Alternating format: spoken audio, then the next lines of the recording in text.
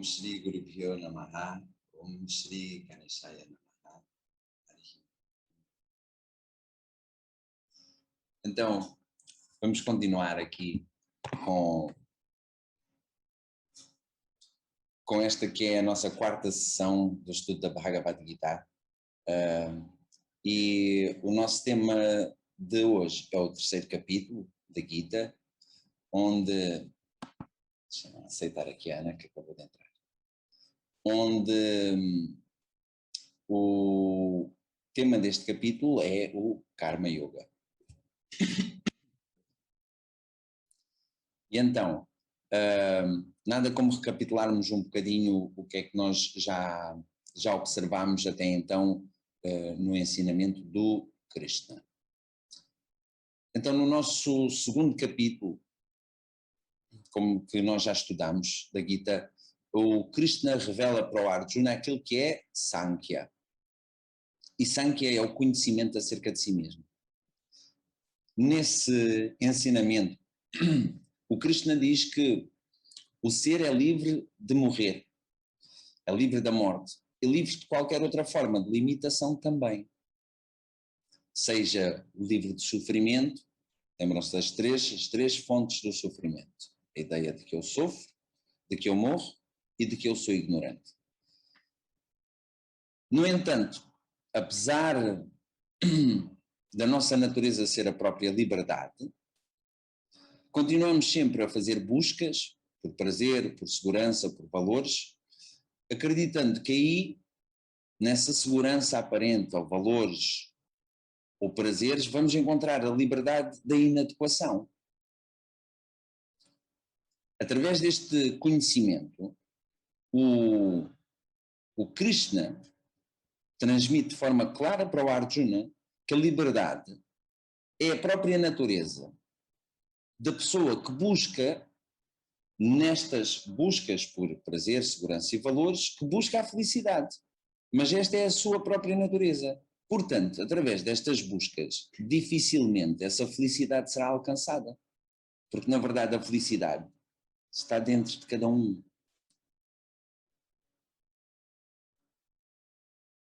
Assim, a compreensão que a tua verdadeira natureza é a felicidade leva ao abandono do desejo, desse desejo de uma pessoa se tornar feliz através dessas buscas que realiza no mundo. E aí o Krishna conclui este segundo capítulo afirmando que a pessoa que abandonou todos os desejos, aquela pessoa que é livre de apego, essa pessoa alcança a tranquilidade. No entanto, o Arjuna não estava bem esclarecido acerca dessa matéria, apesar do primo Krishna lhe transmitir de forma bem clara. O Arjuna estava a um mundo inteiro de distância entre o que Krishna queria significar com as suas palavras e a compreensão que ele retirava das palavras do Krishna. O Krishna dizia que a pessoa sábia sabe que a sua natureza é a felicidade e que então, naturalmente, se afasta do desejo de se tornar feliz através da posse de qualquer objeto. Quando eu digo aqui objeto, temos que lembrar, objetos são qualquer objeto do mundo, relações, experiências, situações. Ok? Todas essas são definidas aqui na palavra objeto. Então, a felicidade das pessoas não depende nem da presença, nem da ausência de qualquer coisa. Sejam objetos, relações ou situações. No entanto, o Arjuna não entendeu a coisa assim. O Arjuna entendeu que ele deveria libertar-se dos desejos por forma a ser feliz. Só que isso não é possível, porque enquanto a mente estiver viva num corpo vivo, a mente vai sentir desejos. E assim, o Arjuna virou-se para o Krishna e disse: ó Krishna, eu só quero ser feliz. Agora eu vejo que os objetos do mundo não possuem a felicidade que eu procuro. Se, como tu afirmas, eu sou a felicidade, Será que eu devo virar as costas ao mundo e procurar essa felicidade dentro de mim mesmo? Perdão. Será que eu devo deixar o mundo para aqueles que estão interessados em viver no mundo e ir para um lugar tranquilo para poder meditar e descobrir a felicidade em mim mesmo? Então aqui o Arjuna mostra a dualidade que estava presente na sua mente. Porque o Arjuna acredita, depois daquilo que o Krishna lhe disse, que ele abandonar o mundo, deixar aquilo que a vida, que a realidade lhe apresentava. Ele pensa que retirar-se para a floresta e meditar sobre aquela situação seria a forma dele encontrar a felicidade. Mas o Krishna avisou-o e disse-lhe que ele tinha de agir. Então, no segundo capítulo, no 37º verso, ele diz assim: Hattova prapsyasi swargam chitva bhokshyase mahim tasmadutishtha kaunteya yudhaya krita nischayaha. Se te matarem, ganharás o céu. Se tu venceres, desfrutarás da terra. Portanto, Kaunteya quer dizer filho de Kunti. Levanta-te decidido a combater. Assim lhe disse o Krishna. Só que o Arjuna questionava-se qual das escolhas era a melhor. Se ele deveria combater naquela guerra ou se ele deveria retirar-se da batalha. E daí começa o terceiro capítulo. É aqui que começa o terceiro capítulo e começa com uma questão do Arjuna para o Krishna. E no primeiro verso diz assim: Jyayasi chet karmanaste matabudhir janardana tatkim karmani ghoremam nyojayasi keshava. Se tu concluis que o conhecimento é superior à ação, ou Janardana, que é como o Arjuna chamou o Krishna. Janardana quer dizer aquele que protege as pessoas. Por que é que me diriges para esta horrível ação? Se o conhecimento é superior à ação, por que é que tu me diriges para esta horrível ação? Ou Keshava? Keshava é aquele que matou o demónio Keshi. Então, com esta questão, o Arjuna parecia dizer para o Krishna, isto agora vamos traduzir isto numas palavras mais acessíveis, menos encriptadas, que estes versos trazem a informação toda, mas depois a gente tem que desdobrar o ensinamento. Então vamos tentar aqui pôr isto numas palavras mais assertivas. Ele disse-lhe assim: ó Krishna, eu estou confuso com as tuas palavras. Tu louvas, acima de tudo, louvas o conhecimento. E comparas o sábio com o oceano, dizendo que o coração do sábio, tal como o oceano, está sempre cheio, porque ele não depende de nada para ser feliz. Mas ao mesmo tempo, pedes-me que eu pegue nas minhas armas e que vá combater. Eu disse que tudo aquilo que eu ando à procura é Shreyas. Shreyas é a adequação. E, no entanto, o que tu me pedes é que eu incorra em ações. O que é que me pedes para combater nesta batalha? Se dizes que o conhecimento é bom para alguns e as ações são boas para outros, eu até consigo compreender isso. Mas quer-me parecer que me estás a dizer que eu persiga ambos, tanto a ação como a inação. Como é que eu posso combater neste campo de batalha e, ao mesmo tempo, buscar conhecimento? Se o conhecimento é superior à ação, porque o Krishna enaltece aqui a pessoa sábia, se o conhecimento é superior à ação, por que é que me conduzes para combater nesta guerra? Perguntava-lhe o Arjuna. Então, no segundo sutra, ele diz assim: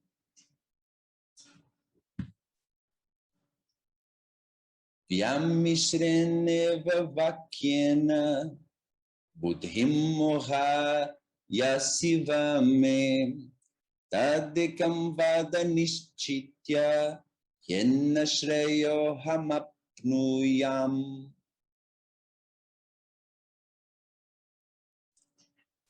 Confundes o meu intelecto com palavras aparentemente contraditórias. Diz-me definitivamente qual é o meio para eu alcançar a realização. Então, aqui, com este verso, o Arjuna demonstra que ele compreendeu que o conhecimento e a ação são coisas opostas e que por esse motivo uma mesma pessoa não pode perseguir tanto a ação como o conhecimento.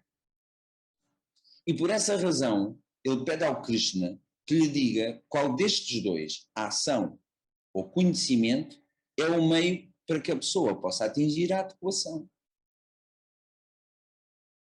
Só que apesar dele perguntar ao Krishna qual destes dois caminhos é que ele devia seguir, o Arjuna já chegou a uma conclusão.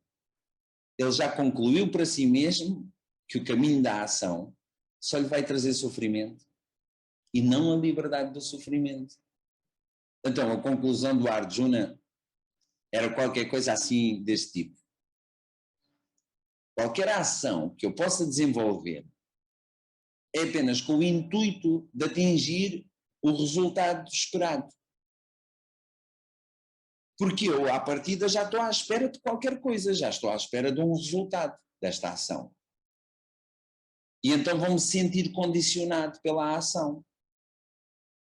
Com base na minha expectativa, eu vou tornar-me no juiz do resultado, porque vou avaliar a situação e vou-me avaliar a mim mesmo, e dessa avaliação eu vou deduzir se eu fui um sucesso ou fui um fracasso. E esse sentido inevitável, porque uma pessoa quando faz uma ação tem sempre expectativa, portanto é inevitável que ao concluir a ação que a pessoa sinta que foi um sucesso ou que foi um fracasso. Só que essa sensação que se mantém presente em todas as ações, essa dualidade do sucesso ou do fracasso, isso cria agitação mental. Então, o Arjuna pensava que não conseguia estar em paz enquanto estivesse envolvido em ações. E então ele deduziu, se eu não desenvolver qualquer ação, não vão haver expectativas de resultados.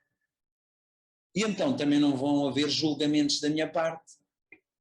E não vão haver reações que me deprimam ou que me elevem.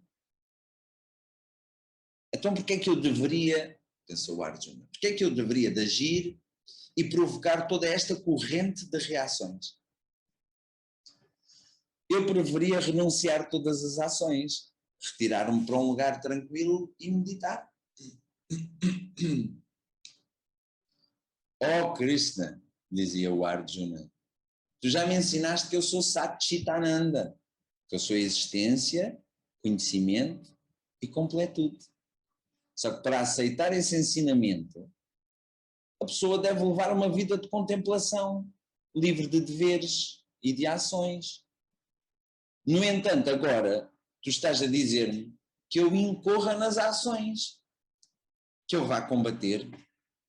E então, perante isso, só vejo esta corrente de expectativas e de resultados, de julgamentos, de reações e de problemas. E aí não vou ter qualquer oportunidade para contemplar a minha real natureza ou para contemplar Deus. Não consigo compreender porque é que tu me estás a pedir que eu me envolva nestas ações. Por favor, Krishna, decide-te e decide por mim, que era o que ele queria dizer. Diz-me definitivamente qual destes dois caminhos é o melhor para mim, a ação ou a renúncia. Então, o Arjuna aqui encontrava-se dividido. O ensinamento ainda não estava claro. E ele passava a responsabilidade para o primo. Porque acreditava que o primo lhe tinha apresentado dois caminhos distintos. Ele não percebia como é que a mesma pessoa poderia seguir esses dois caminhos. Então, o verdadeiro problema do Arjuna estava nos gostos e nos não gostos que se encontram na mente dele. Tal como os gostos e não gostos se encontram na mente das pessoas. Que é aquilo, os nossos gostos e não gostos é aquilo que caracteriza a nossa personalidade. Ok? Então, vamos abordar este tema dos gostos e não gostos como o problema que gera o sofrimento mental. Todas as pessoas vivem dentro da sua própria compreensão acerca do mundo e da realidade. Essa compreensão que a gente faz acerca da vida, acerca dos outros, ou acerca de mim mesmo, é condicionada, como a gente já falou aqui em aulas anteriores, é condicionada pela herança que cada um de nós adquiriu a partir dos nossos pais, da nossa família, dos professores, da cultura, da religião, de uma forma geral da sociedade. E é com base nestas influências que resulta que cada um de nós tem um conjunto de gostos e de não gostos bem definidos. Então, eu gosto de estar em posse ou na presença de objetos, de relações, situações que eu sinta que me vão fazer feliz. Mas não gosto de estar na presença de objetos que sinto que me vão fazer infeliz. E também ainda existem outros tipos de objetos. Não só os que me fazem feliz ou infeliz, mas sim objetos perante os quais eu me sinto indiferente. Então, aí, nem a presença nem a ausência do objeto vai gerar qualquer tipo de alegria ou de tristeza. A verdade é que cada um de nós não vê os objetos do mundo tal e qual como estes são. A gente entende os objetos ou como agradáveis ou como desagradáveis, com base nos nossos gostos e não gostos. Por exemplo,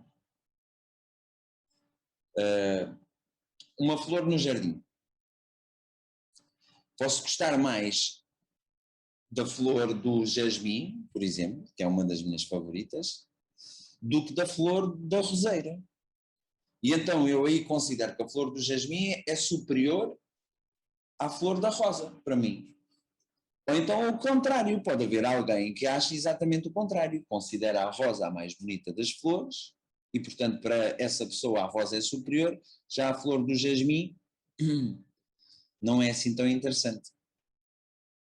Mas a verdade é que aqui nenhum destes objetos, nem a rosa, nem o jasmim, cometeram ou têm, na verdade, qualquer atributo que as torne menos desejável uma em relação à outra. Aquilo que cria esta distinção entre gostar mais disto ou gostar menos daquilo está sempre suscetível à interpretação que cada um de nós pode fazer. E essa interpretação tem sempre a ver com a sensibilidade de cada um e com a subjetividade de cada pessoa. Quando falo aqui de subjetividade, diz respeito a essa herança que a pessoa adquiriu nesta vida, a partir dos pais, da família, da sociedade, dos professores. Agora, quanto mais sensível a pessoa é, mais os gostos e os não gostos vão assumir características muito peculiares. Por exemplo, eu gosto das rosas brancas, mas das vermelhas já não gosto assim tanto. Se a pessoa for, quanto mais sensível a pessoa é, quanto mais culta a pessoa é, vai sempre encontrar preferências em relação a alguma coisa sobre outra coisa. Nem que sejam até diferentes tons da mesma cor. Olha ali, por exemplo, a roupa da Nélia. Eu gosto do lilás. da blusa da Nélia. No entanto, as calças são da mesma cor, mas noutro tom. Mas já não gosto do roxo. A Nélia, felizmente, gosta das duas, dos dois tons. Por exemplo, do cor-de-rosa. Do cor-de-rosa, gosto daquele rosa velho, que é assim clarinho, mais batido, mas não gosto do rosa fúcsia, que tem aquela cor forte, aquele tom forte. Ter uma preferência de uma coisa em relação a outra coisa, isso não representa por si um problema. O problema não está em ter a preferência. O problema está em eu olhar para um objeto, no telemóvel, olhar para um objeto e superimpor no objeto um valor, seja por apego ou por aversão ao objeto, um valor que não está lá. Não é uma característica do objeto, não é um atributo. Então sou eu que superimponho, como a minha guitarra tem muito valor para mim. Se eu levar a minha guitarra para o pé de um músico qualquer, um guitarrista, ele olha para aquilo e diz: esta guitarra não é muito boa, para ele não tem valor, não é a dele. Ou se eu levar a minha guitarra para o pé de um trompetista, muito gira, diz ele, mas não lhe serve para nada. Porquê? Porque o instrumento dele é outro.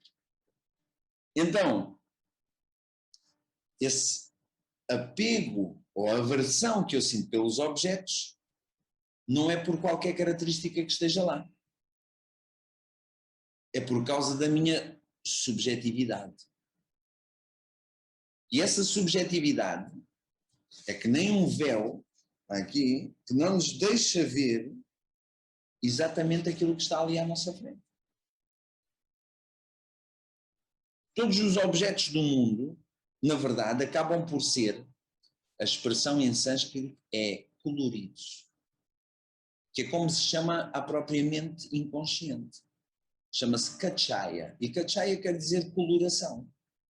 Então, o que a nossa mente acaba por fazer é, ela, tal como um livro a preto e branco, daqueles para colorir, a mente preenche os objetos com determinadas cores. Essas cores são os gostos e os não gostos das pessoas. E assim, dessa forma, as pessoas não vivem todas neste mundo. Este mundo que é objetivo e é público, onde toda a gente e todos os objetos existem e interagem, na verdade, nós não vivemos aqui. Cada um de nós vive num mundo privado e subjetivo, que é construído de fantasia e de pretensão. São os gostos e os não gostos da mente de cada um que acabam por atribuir um valor ao mundo, à realidade, que não está lá, de verdade. No entanto, apesar de agora sabermos isso, as nossas buscas todas são reguladas com base nessa fantasia e pretensão. Nós buscamos sempre com base nos nossos gostos e nos nossos não gostos. As pessoas, isto acontece com todos, as pessoas acreditam que se possuírem os objetos que gostam e se afastarem os objetos que não gostam, vão ser mais felizes. Às vezes até nos sentimos incomodados com coisas que são insignificantes. Olha, por exemplo, estou aqui e olho, quando presto atenção à minha imagem, digo assim: ai, este cabelo não está bem. E de repente, é como se sofresse. Eu tenho uma ideia, um valor que superimpõe sobre como é que deve ser a imagem do cabelo, e então, se ele não corresponde a essa autoimagem, eu sofro naquele momento. Olha o bigode, não está bem arrepiado como eu gosto.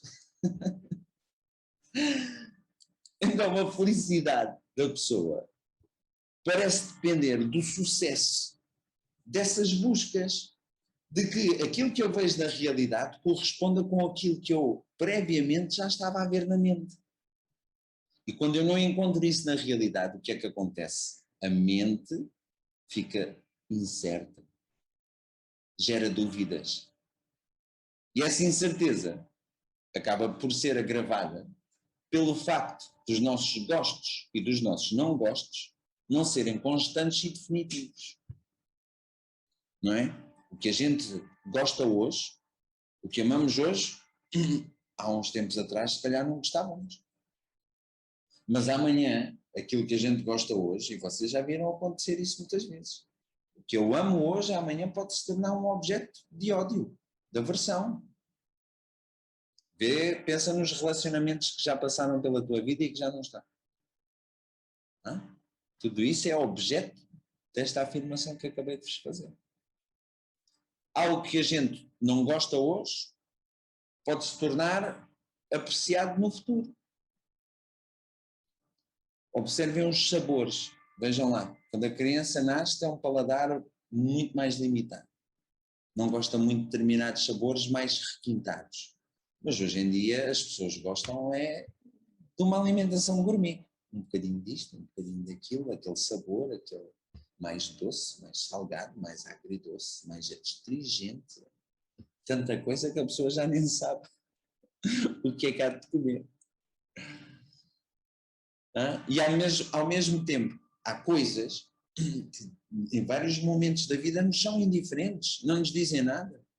Mas depois, mais tarde, vimos a perceber que aquele objeto ou aquela situação era essencial para que eu leve a cabo aquilo que vai dentro da minha mente, que possa transpor esta subjetividade para a realidade, e então determinado objeto que era até então indiferente para mim, pode se tornar um objeto de apego numa outra situação.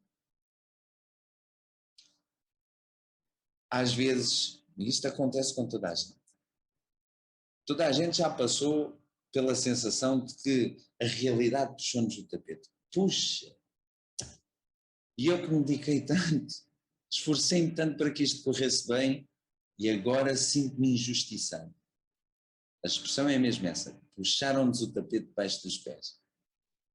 Sentimos que a vida é injusta connosco, só que na verdade isso não é uma responsabilidade deste mundo objetivo. Essa responsabilidade é da subjetividade e da pretensão pessoal de cada um. Pretensão é um valor que tem que ser, um valor aqui neste caso é uma imperfeição de caráter. A ausência de pretensão é que é um valor que tem que ser compreendido. Pretensão, ou fancy em inglês, pretensão é quando uma pessoa acredita que através, seja das palavras que fala, seja das roupas que veste ou da imagem que procura transmitir às outras pessoas, irá criar uma ideia de si mesma que é mais digna de respeito ou de valor por parte dos outros do que a própria ideia que eu tenho de mim mesmo. Perceberam? A ideia que eu tenho de mim é insuficiente e inadequada. E através da pretensão, eu acredito que determinados atributos que eu possa enunciar através da forma como eu falo com as pessoas, ou que eu possa procurar destacar com roupas, tentando transmitir uma ideia mais adequada, mais completa, mais satisfeita, de acordo com a minha subjetividade. E é isso que se chama de pretensão. Ok? Então a responsabilidade de eu sentir que me puxaram o tapete não é do mundo objetivo cá fora. Quem me puxou o tapete foi a minha própria subjetividade, foi a minha pretensão, uma ideia que eu tenho inadequada acerca de mim mesmo, e estou à espera que essa adequação chegue através das buscas que eu faço no mundo. Então, enquanto os gostos e os não gostos que eu tenho acerca do mundo não forem todos neutralizados, deixarem de surtir essa influência, esse apego e aversão sobre a mente.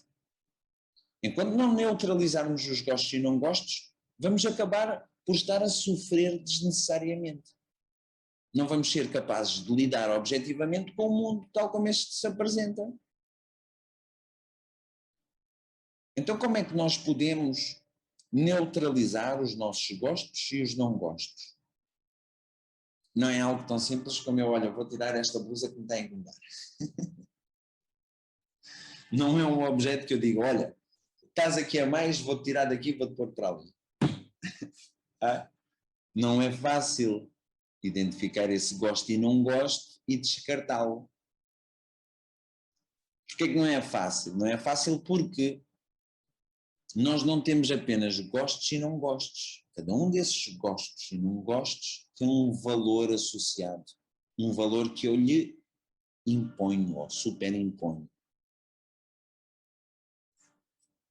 Os gostos e os não gostos, utilizando aqui uma expressão gira, são o tecido com que a gente costura a nossa personalidade.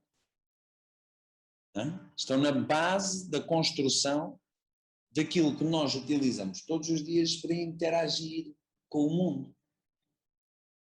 Não é fácil chegarmos aqui à nossa personalidade como quem chega ali ao jardim e arranca, olha uma erva daninha aqui no meio das minhas flores e puxa, não é fácil chegar aqui, olhar para dentro da mente e ver um gosto, ok, este gosto muito, mas na ausência desse objeto ou dessa relação, estou por mim a sofrer. Se calhar arrancava-o daqui, como é que tu vais arrancar os cabelos não são gostos nem não gostos. Se calhar há mais gostos e não gostos do que cabelos.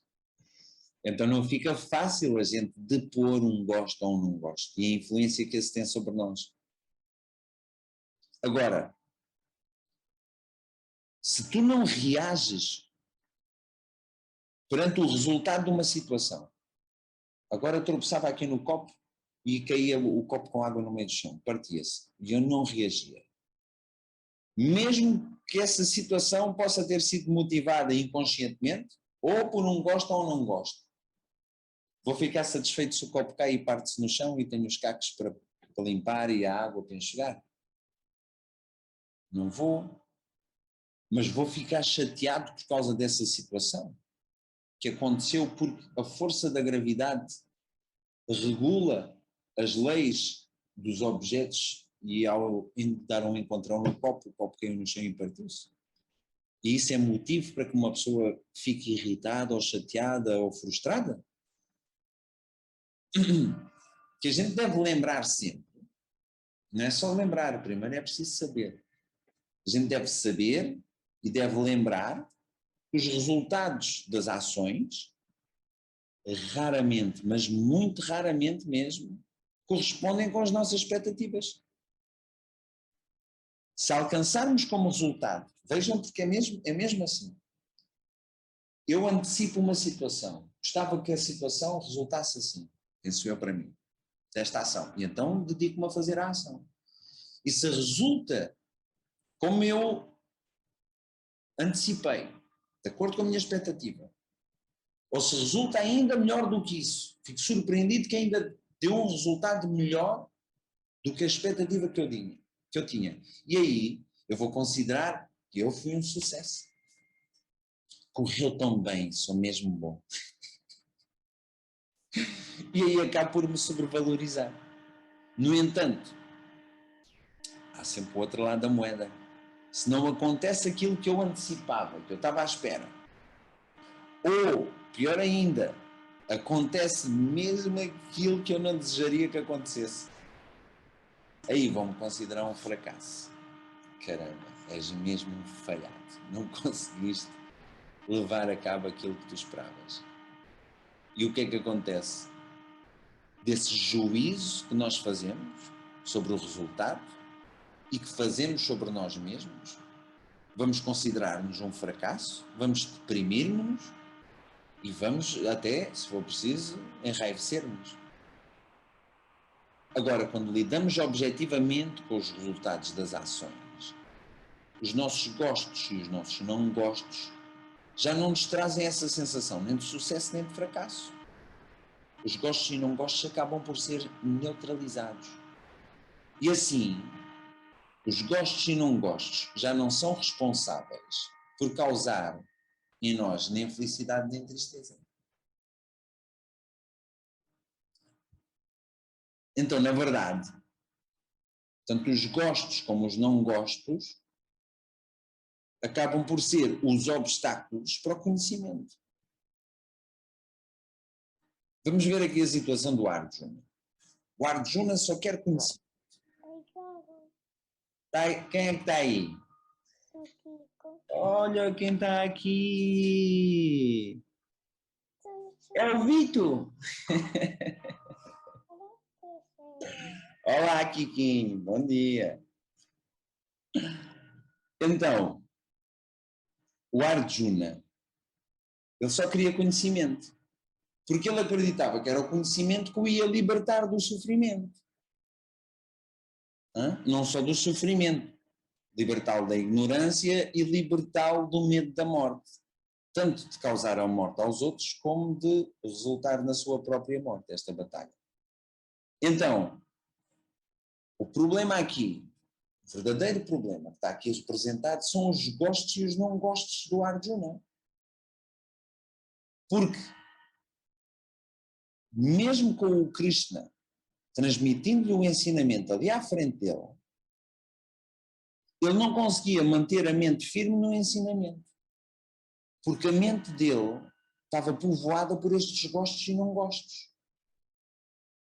A pessoa, neste caso o Arjuna, que representa qualquer um de nós, a pessoa até pode compreender quando lhe dizem que a sua natureza é Satchitananda, que é existência, conhecimento completo. E aí, nesse momento, quando nós falamos aqui, por exemplo, na aula, e tal como o Krishna lhe apresentou no segundo capítulo, a gente expõe aqui o ensinamento que diz que tu és existência, que essa existência é consciência, que essa consciência prevade tudo o que existe. Tudo o que existe, existe na consciência e, portanto, é plena, é completa. E perante esse ensinamento, qualquer um de nós, eu digo por experiência própria, no momento em que está ali na sala de aula, experiencia uma liberdade relativa. Porque naquele momento em que eu estou focado no ensinamento, os meus gostos e os meus não gostos não estão a interferir. E então, nesse momento em que os gostos e não gostos estão depostos, a minha mente torna-se apta para aprender. E é pela graça, vamos dizer, a bênção. Há aqui determinadas palavras que nos ficam mais difíceis de traduzir para poder transmiti-las de forma adequada. Quando desfruto de uma situação que acabo por sentir-me preenchido pela situação, posso dizer que estou envolvido pela graça da situação. Okay? Então, quando eu digo aqui que há uma graça, que é, neste caso, a graça é a mente tornar-se apta para aprender.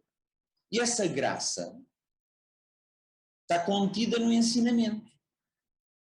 E é porque esse ensinamento é pleno de graça, é pleno de luz, pleno de sabedoria, e que fala acerca de nós mesmos, é por causa dessa graça contida neste ensinamento, que a pessoa consegue apreciar aquilo que é ensinado. Porque nesses momentos de aprendizagem, a nossa mente consegue ter um vislumbre da nossa real natureza. E essa visão que a gente tem naquele momento é uma visão que está isolada da nossa personalidade. Os nossos gostos e não gostos naquele momento em que o professor está a expor estão separados. A personalidade está separada daquela visão. Então a mente ali não está mais focada nos gostos e não gostos. Só que o que acontece muitas vezes, daí que eu uso muitas vezes aquela expressão de 1h30 de adequação e 22 horas e meia de inadequação, que é aquela hora e meia em que a gente está dentro da sala de aula, não é? Sim, perfeito. O professor diz que eu sou Satchitananda e eu digo, eu que andava aqui a sofrer. Só que depois saio da sala de aula, afasto-me do professor, não tenho o hábito de pegar nos livros que falam do ensinamento estudar acerca da minha natureza. Não, é só quando vou à sala de aula e exponho-me ali em frente ao professor que eu estou exposta ao ensinamento. Então o que é que acontece? Venho cá para fora, assim que chego ao estacionamento e vejo um carro a bloquear o meu carro e eu quero sair para ir buscar o puto à escola, desaparece logo esse vislumbre da liberdade e da completude que eu sou. Então desvanece, e o que é que está ali? O que é que permanece? São os atributos da personalidade. São os gostos e os não gostos. E eles governam a personalidade. Eles controlam-te, como a gente percebe, com as reações. Então essa experiência momentânea que a gente tem dentro da sala de aula, quando não é devidamente compreendida, quando a pessoa não percebe a influência que os gostos e não gostos têm sobre mim, parece que no momento em que a pessoa esteve na sala de aula exposta ao ensinamento, estava num certo estado de hipnose ou de encantamento. Uau, deslumbramento. Vê-se isso muitas vezes. As pessoas nos templos, lá na Índia, onde se estuda Vedanta, as pessoas até costumam usar uma expressão que é o Vedantic look. O olhar vedântico, que é aquele olhar de olho brilhante, fixo no professor que fala com um sorriso na face, porque a mente está deslumbrada com aquilo que é exposto. Então é esse Vedantic look, ok? E para algumas pessoas só experienciam isso dentro daquela hora e meia que estão ali. É quase como uma hipnose. Foram encantadas e depois chegam cá para fora e desencantam-se. Então, enquanto houver gostos e não gostos, e eles determinarem o funcionamento da nossa mente, não vamos conseguir viver de acordo com aquilo que o ensinamento nos diz. Viver sabendo que somos a felicidade, que somos sem limites. Enquanto houverem gostos e não gostos, enquanto estes não forem neutralizados, não vai haver verdadeira felicidade nem liberdade. E é por isso, porque o Arjuna tem a mente cheia de gostos e não gostos, que ele tem medo de desenvolver as ações.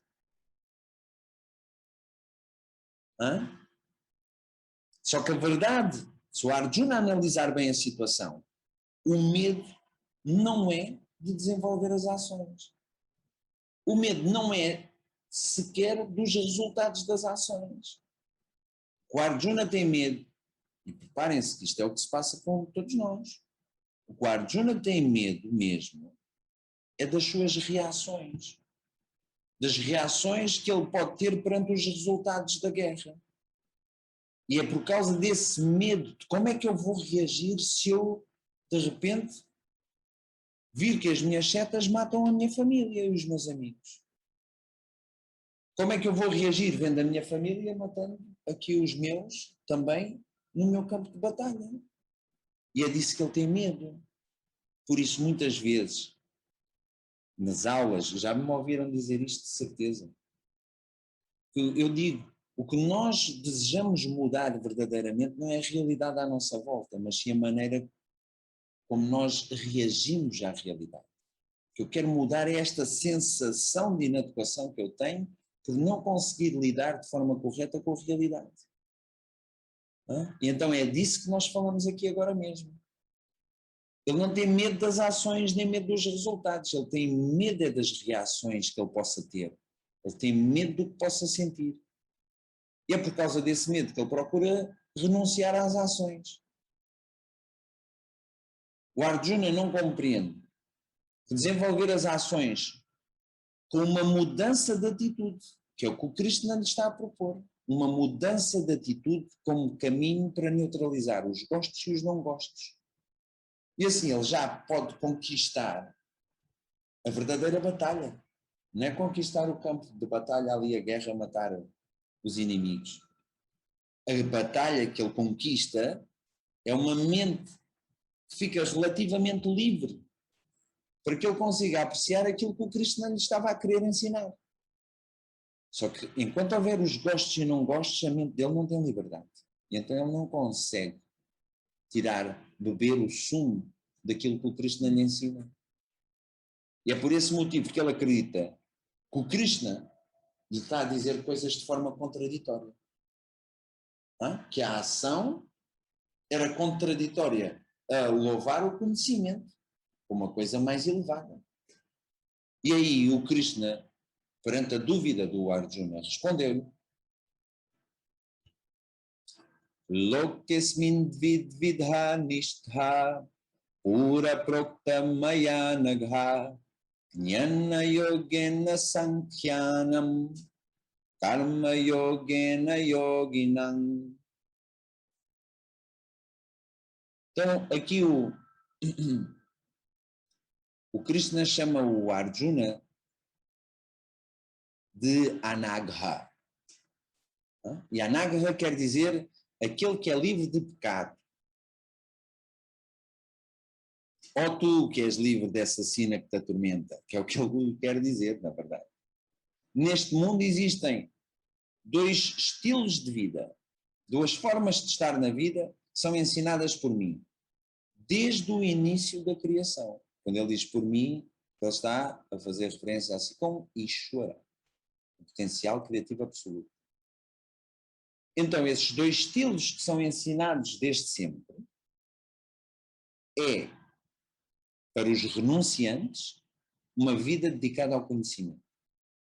E para aqueles que estão envolvidos na ação, uma vida dedicada à ação.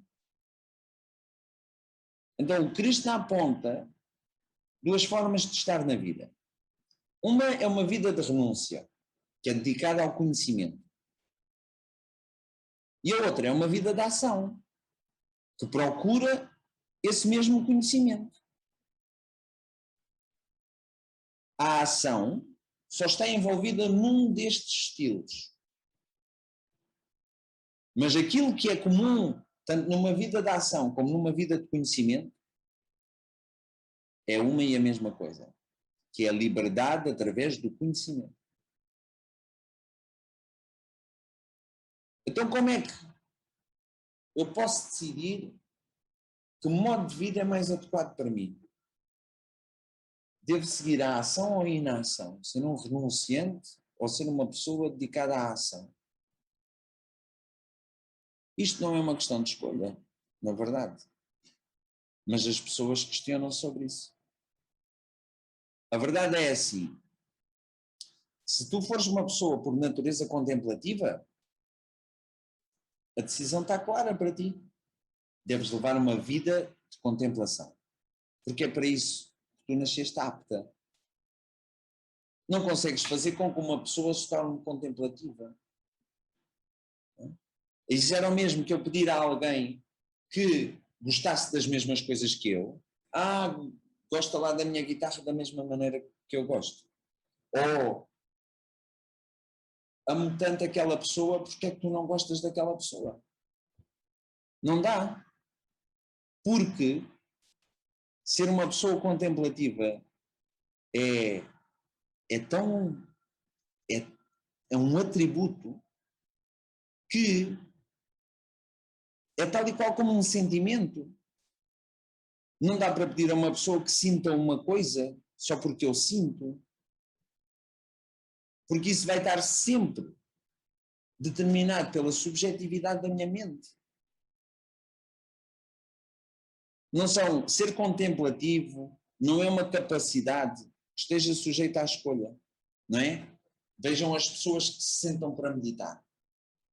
90% das pessoas que se sentam para meditar, aquilo é uma gajeira, não é meditação. Está ali, está agitada e não consegue meditar, e dói o joelho, e dói a articulação. E então não é só porque ela senta para meditar, ela fez uma escolha, mas ser contemplativa não é fruto de uma escolha. Não é só porque eu me sento para meditar que eu de facto vou ter uma mente contemplativa. Pelo contrário, quando eu me sentava para meditar, ao início a minha mente era um campo de batalha, era aqui o Kurukshetra, que o Arjuna está a viver. Não é? E depois, tornar-se uma pessoa contemplativa. Na Índia há muito esta tradição, temos muita cultura dos sadhus.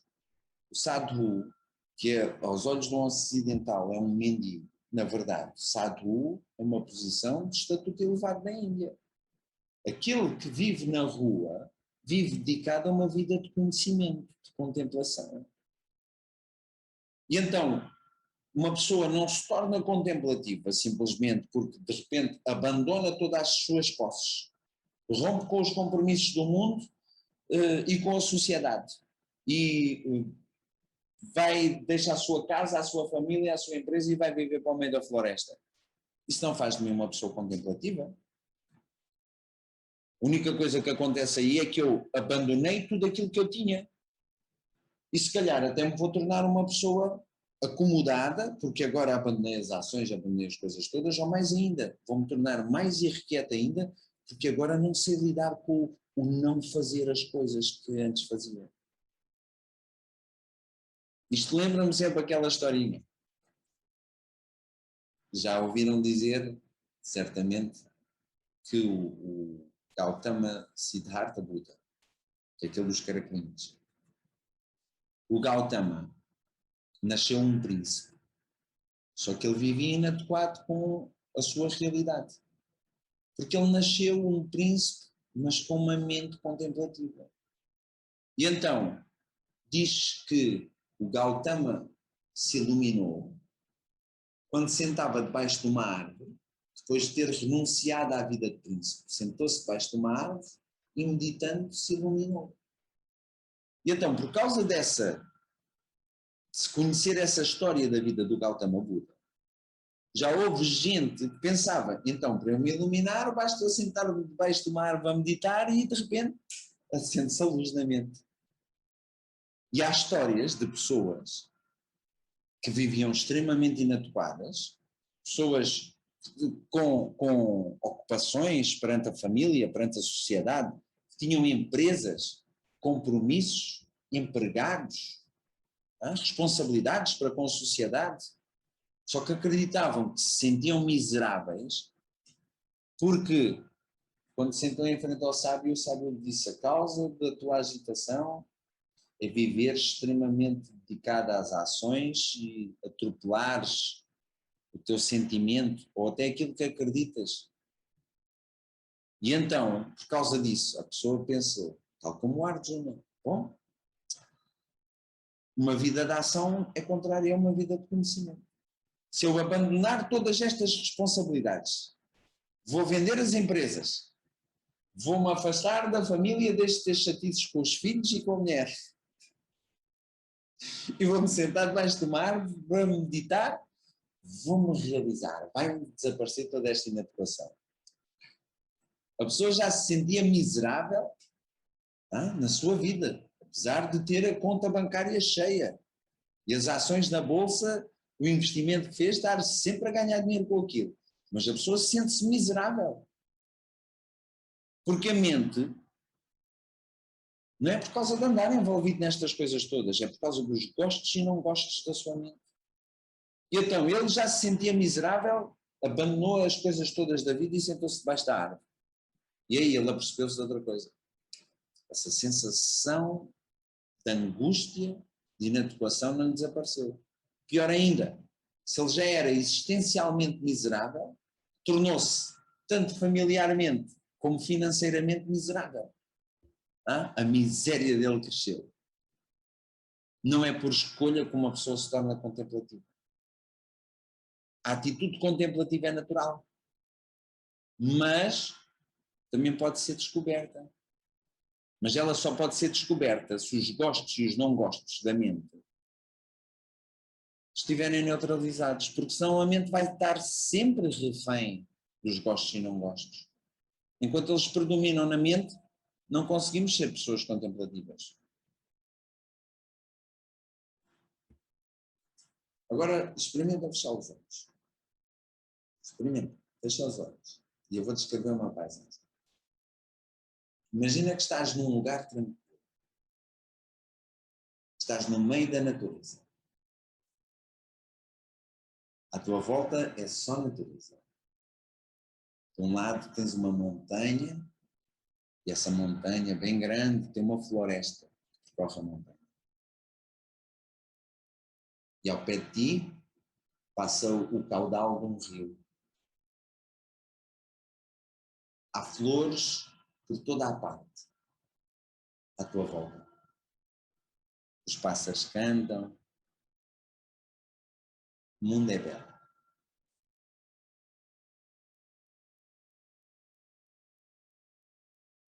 Observando essa paisagem mental, há alguma coisa que tu desejes mudar nela?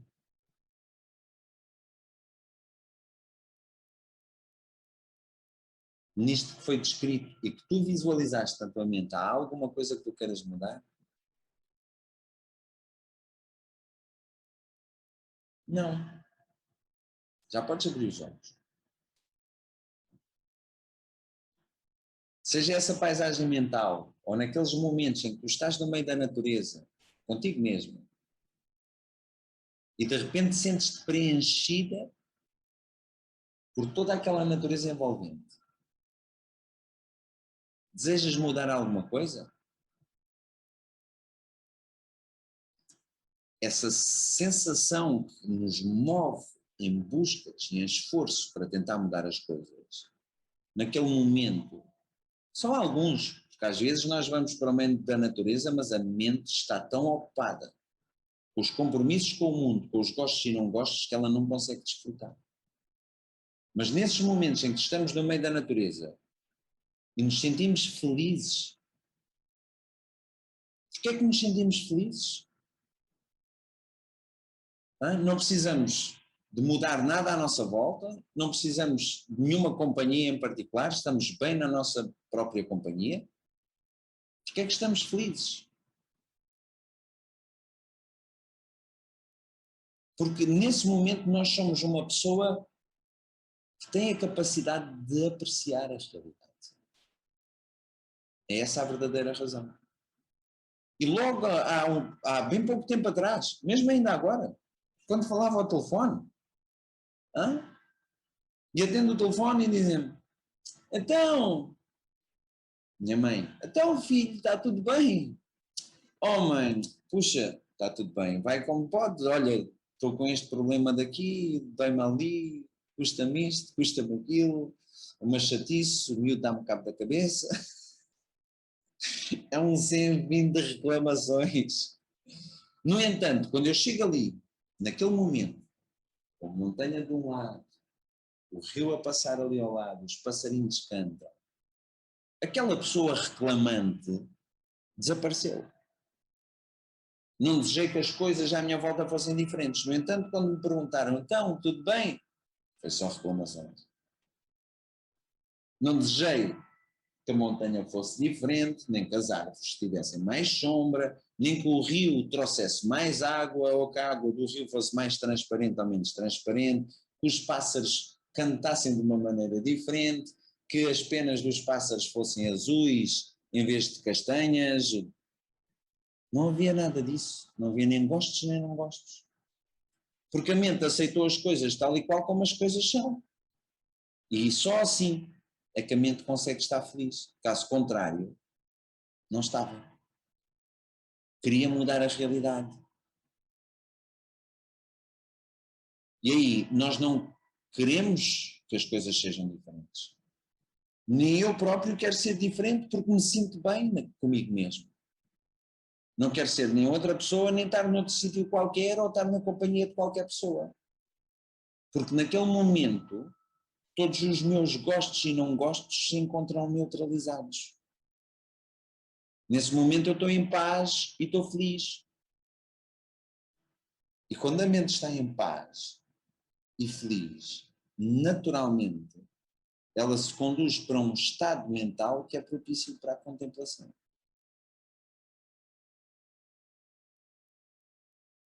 Não é o mundo objetivo cá fora, não são as montanhas, nem as árvores, nem o rio, nem as pessoas, nem os objetos, nem as situações que me criam problemas.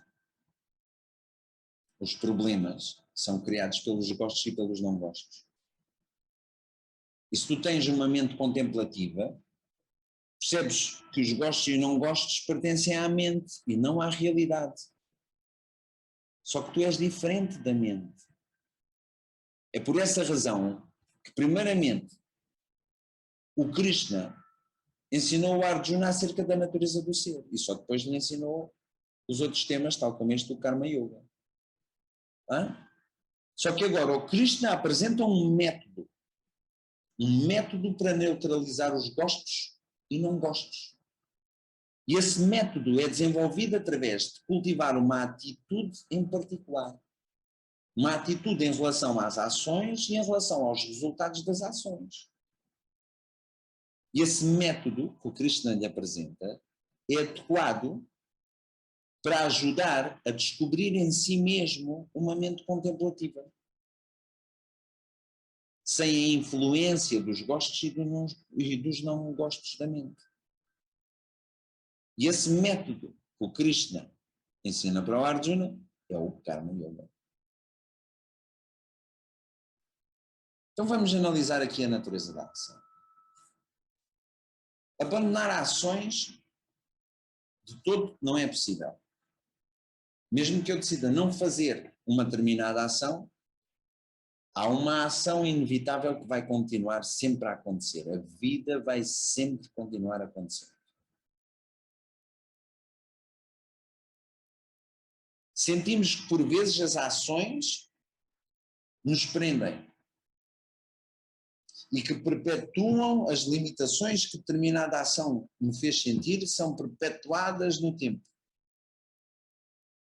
Mas isso só acontece quando a minha atitude perante as ações com que eu lido não é a atitude correta. Só assim é que se perpetua o sofrimento. O Arjuna perguntou ao Krishna: por que é que tu me estás a pedir para eu me dedicar a esta horrível ação? Esta cruel ação. E o Krishna deixou bem claro que a ação nunca pode ser inteiramente abandonada. Vou-vos citar aqui 2 versos, ou 2 frases de 2 versos distintos. Do 5º verso e do 8º verso do 3º capítulo. Em que o Krishna diz assim: Nahi kaschit chanamapi jatutishtatya karma krit. Este é do 5º. Depois no 8º diz: Sharira yatrapi chate na prasidhyeda karmanaha. Então, neste 5º verso ele dizia: nem por um instante que seja, alguém fica sem realizar ações. E depois diz no 8º: nem mesmo a preservação deste corpo físico seria possível através da inação. Com estas afirmações, o que o Krishna estava a tentar dizer ao Arjuna era: tu até podes abandonar o teu reino, podes retirar-te para as montanhas em Rishikesh, podes tentar levar uma vida de contemplação, mas tu não consegues abandonar totalmente a ação, ó Arjuna. Até mesmo um sadhu, um monge tal como os que eu acabei de descrever ainda há pouco, até o sadhu tem de procurar o alimento e tem de mastigá-lo. As tuas mãos, os teus pés, o fígado ou o coração existem apenas para agir. E a cessação total de todas as atividades enquanto estivermos vivos não é de todo possível. Eu até a dormir este corpo está a trabalhar, os pulmões continuam a respirar, a digestão continua a acontecer, o aparelho excretor prepara-se para descarregar assim que o corpo acorda. Portanto, a ação está sempre a acontecer. Pensar que podemos abandonar as ações é uma fantasia até infantil. Toda a gente tem papéis nesta vida que têm de ser desenvolvidos, consciente ou inconscientemente. Ser um renunciante é ser contemplativo. Não é parar com as ações e tornar-se uma pessoa preguiçosa. Se pararmos simplesmente com as atividades físicas, não vamos ter qualquer garantia de desenvolver uma atitude contemplativa. Não é só porque eu paro que de repente vou virar um monge contemplativo. Não. Temos que neutralizar os gostos e não gostos que fazem da nossa mente um buffet. Que é, ai, gosto disto, não gosto daquilo. Parece a mesa do casamento que eu fui no outro dia. Ai, aquele deve ser bem bom. Ai, este não me atrai nada. É assim a nossa mente. É um buffet extremamente requintado. E se continuamos a agir, se continuamos envolvidos nas ações, mas trouxermos uma mudança de atitude em relação aos resultados das ações, podemos neutralizar os gostos e os não gostos. E isso torna a mente contemplativa. E é por essa razão que o Krishna diz para o Arjuna: Kaunteya, Utistha, quer dizer, ergue-te, ó filho de Kunti, faz-te a ação. Então,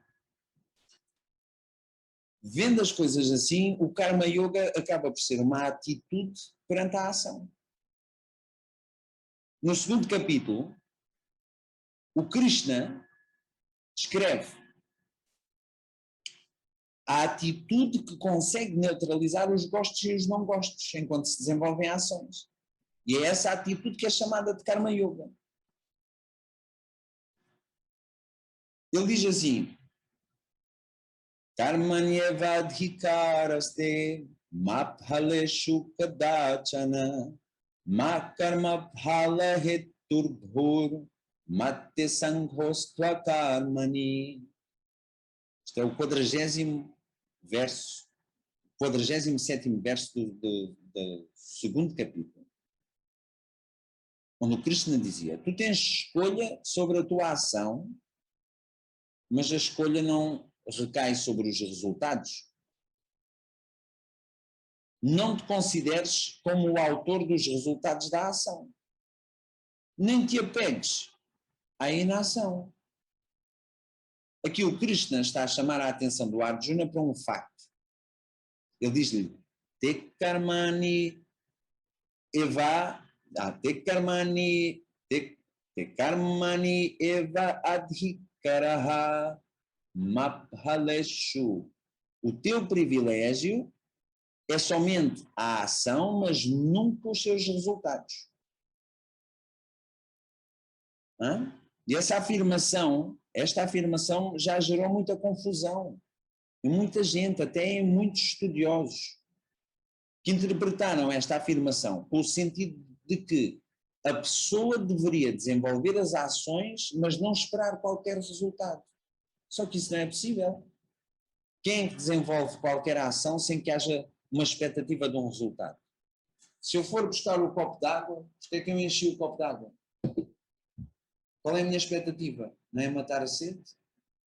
Qualquer ação que me leve a sair daqui deste momento em que eu não estou a agir e me impela a agir, o próprio propósito da ação, o motor da ação, é a minha expectativa de encontrar um determinado resultado no final da ação. Então o que é que o Krishna queria dizer com isso?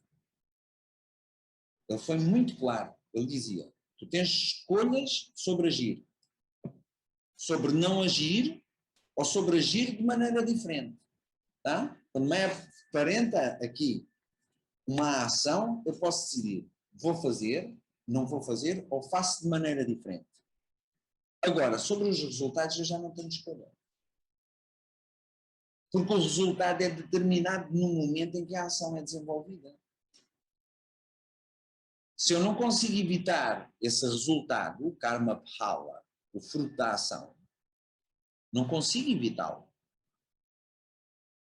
Porque o resultado é determinado pelas condições que estão presentes.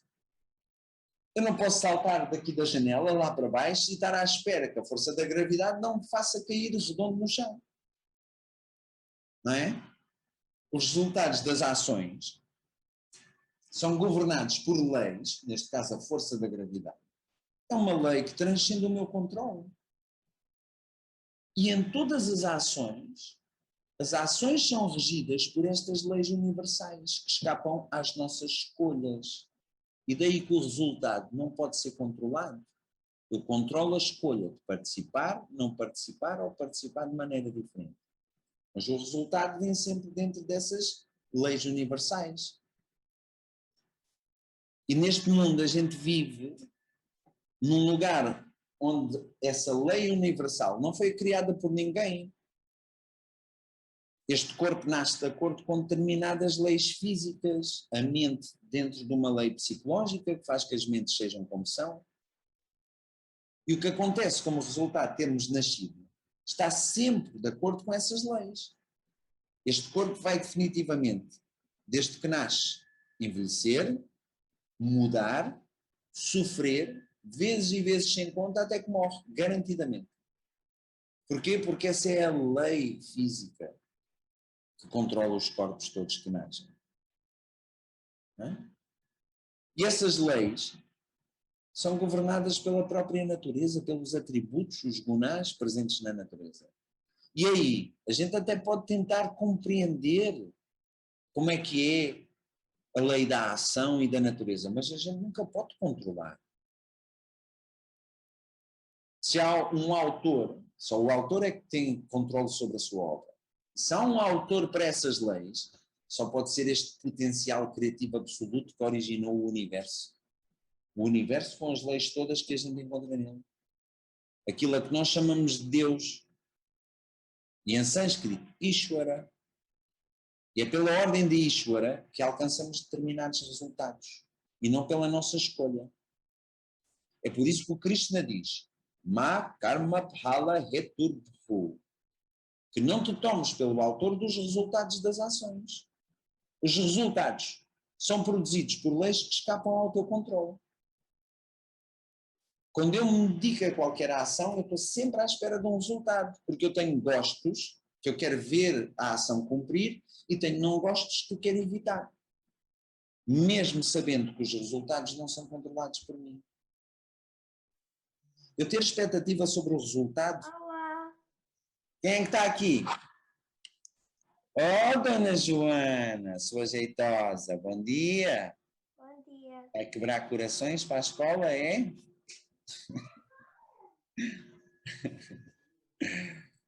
Beijocas para ti. Então, continuando, para ver se a gente ainda acaba isto hoje. A expectativa sobre o resultado não é verdadeiramente o meu problema. Porque a expectativa perante os resultados das ações é algo que é natural para a mente humana. Não fazemos ações sem ter uma expectativa. Não vou beber um copo de água sem ter a expectativa de que isso me sacia sede. O problema não está na ação nem na expectativa, o problema está nas nossas reações ao resultado quando o resultado surge. Então, o significado deste verso do Krishna, na verdade é este. Ele diz-lhe, desenvolve as ações e espera sempre resultados. Vai sempre acontecer qualquer coisa de uma ação. Age de maneira a que tu consigas alcançar aquilo que tu desejas. Deves planear e executar o teu trabalho. Mas se o resultado for totalmente contrário à tua expectativa, apesar do desejo e da vontade envolvido neste, não deves reagir. E menos ainda, não te consideres um fracasso. Nós podemos prevenir uma reação se conseguirmos desfrutar de uma atitude que nasce da compreensão da natureza das ações e dos seus resultados. A ação produz um resultado e esse resultado vem sempre em relação à própria ação. Ele é inerente à própria ação. Não posso estar à espera que algo que não está contido na ação venha a acontecer. E é o que acontece com a grande maioria das expectativas. Só que eu tenho que saber, não sou eu quem cria as leis que governam os resultados das ações. Nem eu conheço todas as leis envolvidas no processo da ação quando a ação está a acontecer. De maneira que eu consiga determinar que o resultado vai ser exatamente este. A grande maioria dos resultados são imprevisíveis. A única coisa que a gente sabe é que as coisas funcionam de acordo com leis e que existe uma harmonia na forma em que o universo funciona. Para qualquer ação, há um resultado em particular. que opera de acordo com as leis que estão presentes. Se eu for beber água, há uma série de leis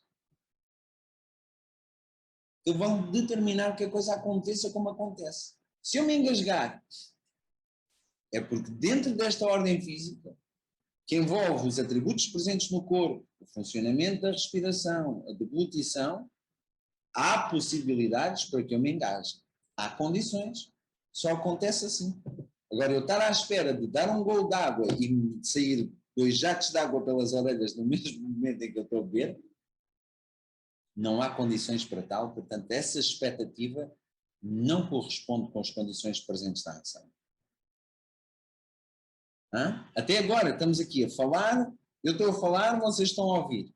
E isso está de acordo com estas leis naturais. E quando a gente compreende esse facto, que existem leis naturais, universais, que fazem com que as coisas aconteçam como acontecem, aí desenvolves uma atitude especial, que é a atitude de apreciar que todos os resultados das ações são de acordo com as leis de Ishvara. Okay? De acordo com as leis universais. E então aqui, para compreender o que é o Karma Yoga, temos que compreender um valor que já falamos várias vezes, acerca dos Yoga Sutras de Patanjali. O Patanjali apresenta-nos lá um valor que é Ishvara Pranidhana. Mas que o Krishna aqui apresenta com outro nome, mas que é exatamente a mesma coisa, que é Prasada Buddhi. Ok? Então vamos lá ver se a gente ainda consegue concluir este tema. Nestes 5 minutos. Então, por exemplo, se nós formos já à Índia, não precisa de ir à Índia, se fores aqui a uma igreja, há uma série de preceitos cerimoniais, como por exemplo, ir tomar a hóstia da mão do padre, ou beber o vinho, ou comer o pão, o padre está ali a fazer. Todas essas ofrendas, na Índia faz-se muitos mais rituais. Não é? Então há uma série de ofrendas rituais que se fazem nas cerimónias nos templos. E então, quando a pessoa se relaciona com um objeto que faz parte dessa cerimónia, não é? Quando a pessoa se relaciona, por exemplo, utilizam-se várias coisas nos altares. Utilizam cinza, arroz, água, flores. Então, são objetos com os quais a gente lida normalmente no cotidiano. Só que quando nos relacionamos com esses mesmos objetos durante esses rituais, o objeto tem uma característica distinta e revela uma atitude distinta da minha parte. Porque eu lido com esses objetos como se eu os oferecesse diretamente para Deus. E quando o objeto que esteve no altar nos é retribuído, nos é devolvido outra vez, eu recebo esse objeto como se fosse uma oferenda direta de Deus. Por exemplo, as flores. Eu, se passar no jardim, vejo uma flor bonita, sou capaz de olhar para a flor, até colher a flor, só para sentir a fragrância da flor. Só quando esta flor é oferecida num altar, seja na minha casa ou seja no templo, e depois a flor me é oferecida pelo Pandita, que está a conduzir a cerimónia, quando ele me oferece, isso vai criar em mim uma resposta distinta. Porque aquele objeto que esteve ali no altar é como se ele tivesse sido purificado por estar aos pés do Senhor, aos pés de Ishvara. Então foi purificada. E quando um objeto foi oferecido ao altar, nos é oferecido, os indianos, por exemplo, se entregam, agora não tenho aqui nenhum desses objetos, está aqui no papel, se lhes dão uma flor que esteve presente no altar, se lhes dão a água, a primeira coisa que eles fazem é pegam um objeto e levam um objeto sobre os olhos. E esse gesto é um gesto que está reservado apenas para coisas muito sagradas. E, relativamente aos objetos que são oferecidos ao altar e que depois são oferecidos de volta, não há distinção entre a cinza ou a água ou o açúcar, não se fazem distinções. A pessoa não gosta mais deste ou mais daquele, a pessoa recebe ambos como uma oferenda divina. Tá? A pessoa, por exemplo, recebeu no altar, deram-lhe um pouco de cinza e deram-lhe um punhado de açúcar. E a pessoa esfrega a cinza na testa e ao mesmo tempo mete o açúcar na boca. E a pessoa ali não faz distinção entre as ações, nem sequer distinção dos objetos. A pessoa olha para aqueles objetos e para aquelas ações como uma dádiva, uma bênção que acabou de receber do universo, de Ishvara. E essa dádiva é o que se chama de prasada, é uma oferenda. E é uma atitude de reconhecimento que tu demonstras perante essa oferenda. Essa atitude é o que se chama de prasada buddhi, que é uma aceitação graciosa do que quer que seja dado a desfrutar. E isso é o mesmo que o Patanjali observa nesse niyama, que é Ishvara Pranidhana. Okay? A oferta dos frutos das ações, dos resultados da ação, a Ishvara. Então, nesta perspectiva, o sucesso e o fracasso são apenas relativos. É? Para termos um exemplo, imagina, entramos num negócio com um amigo. Entramos num negócio com um amigo nosso e fizemos um investimento. Só que eu estou à espera de receber de retorno pelo menos 50% do que nós investimos. Mas o meu amigo tem uma expectativa diferente. Desse mesmo investimento, ele acredita que vamos ter um retorno de 15%. Quando, passado um tempo, veio o retorno do investimento, acabou por vir 20%. Eu que estava à espera de 50%, fiquei desiludido. Mas o meu amigo que estava à espera só de 15%, aqueles 20%, foram razão para que eu ficasse contente. Então, como as expectativas eram diferentes, o mesmo resultado é recebido de maneira diferente. E dessa mesma forma, com uma mudança de atitude, um objeto banal, vulgar para mim, do dia a dia, de repente tem um estatuto especial. Foi só a atitude que mudou, tal como a minha atitude, que é distinta do meu amigo. Então, uma atitude distinta pode revelar um objeto ou uma ação distinta. Se eu receber o resultado das ações como praçada, como uma oferenda, apesar do objeto que eu estou aqui, o objeto tangível, é o mesmo, mas ele de repente ganha um estatuto distinto, especial. Porque a minha visão sobre o resultado mudou. São 7h30, mas eu preciso de 5 minutos para terminar. Ou então, o que a gente vai fazer aqui, porque eu preciso de 5 minutinhos só para terminar o que tinha aqui preparado para vocês. Mas se quiserem, a gente começa a próxima aula pegando nesta última parte. Ok? Vou só concluir aqui fazendo aqui uma afirmação. Que já mencionei aqui. O Krishna disse, Mate Sanghostva Karmani. Não te sintas inclinado para a inação. O Krishna aconselha o Arjuna a não fugir da batalha. Diz-lhe, dedica-te à ação. E quando surgir o resultado, aceita o que acontecer, seja a vitória, perder a batalha, aceita isso como praçada, como uma oferenda. Desenvolves uma ação que é movida pelo desejo. Aprecias o facto que o resultado da ação resulta de acordo com a ordem universal, com as leis que controlam as ações. E dessa forma o resultado só pode ser uma oferenda desse universo, dessa ordem que é Ishvara. Se tivermos esta atitude, aceitamos qualquer resultado com uma mente aberta, sem que a mente fique apreensiva, como se estivéssemos a receber uma oferenda que nos é muito querida, praçada. Quando cultivamos este valor, praçada buddhi, uma aceitação graciosa perante os resultados das ações, isso é o Karma Yoga. Se tivermos uma mente limitada, só podemos ter uma estimativa do que será o resultado.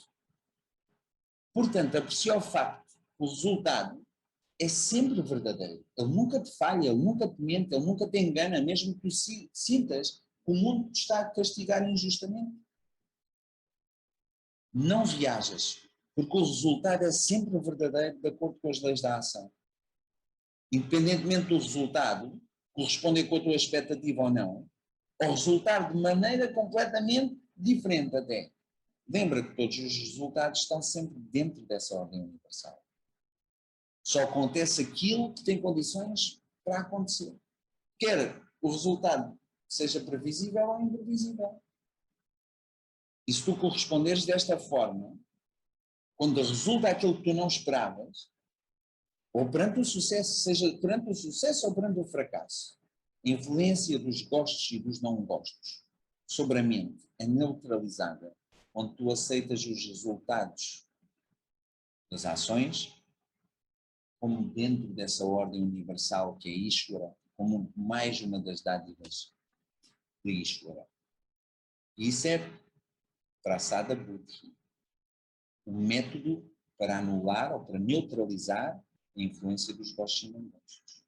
E vamos encerrar por aqui, mas há mais um temazinho, porque o Krishna, ele não dá só este método para neutralizar os gostos e não gostos, ele dá mais um, mas esse fica para o início da próxima aula. Ok? Que é para vos libertar e podermos ir todos, eu tenho outra aula já de seguida, e podermos ir todos à nossa vida.